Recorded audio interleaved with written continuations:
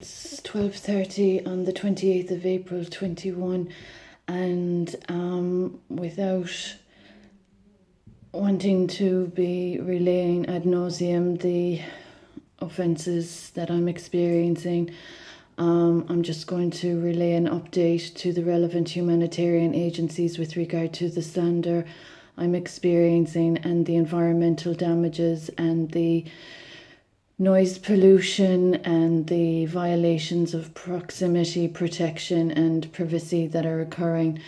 As I've mentioned, there have been incidents of financial property, intellectual, creative, and spiritual sacred light fragments, and the theft thereof, all of which have not been addressed or acknowledged duly by the relevant agencies that are aware of the exploitation and the incidents of offence that I've experienced in my home country.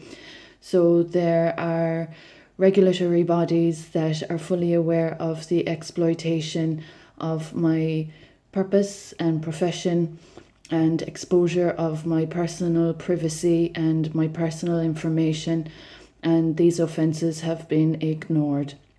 So the issue of denigration, defamation, debasement, disrespect, discourtesy, and the obvious intention of current circumstances to displace this woman, a peaceful, law-abiding citizen, minding her own side of the fence, while experiencing intruders and imposters that are overstepping the line and causing grievous offence to my child and I and my ancestry and matrimony. So the issue this afternoon, is with regard to the issues that have not been addressed. As I've mentioned, I commenced in 2017 an ombudsman process that has not been addressed. As I established in these uploads, there was not a legal process when my child was unlawfully separated from me. There are individuals that have been of human rights offences that are inexcusable, intolerable. There have not been reparations, and there has not been courtesy or consideration for my child and I. There has been exacerbation and retaliation. So the slander of my good name, character, and reputation by individuals that have no right to be in my proximity, that have harassed my privacy, that have defied their functions, purpose, and roles, and their positions when offending my personal rights, my constitutional rights, and my human rights as a woman of advocacy and royal patronage. These individuals have accosted and offended my personal well-being, my bodily integrity, my profession, etc., etc. They have refused to address the failings and wrongdoings and offences that I've experienced, the harms, damages, and losses that I'm still to be reimbursed for.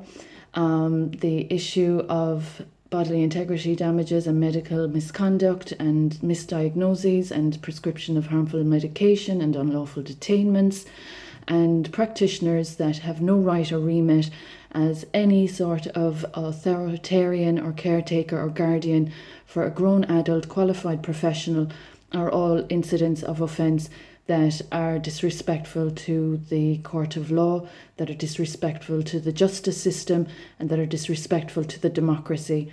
So the issue of human rights abuses due to hate crime, any offence of hate crime is a state offence, and any issues that have been caused for me are absolutely inexcusable.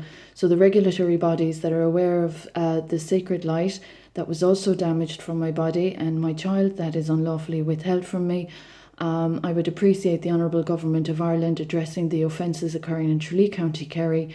And as a qualified professional that has worked for 3 state departments and that has been slandered severely without respect for authentic information, and that have ignored my experiences as solid and real circumstances that are substantiated. The Honourable Government, I would appreciate if you would contact me immediately with regard to very dangerous offences of treason occurring against my family name.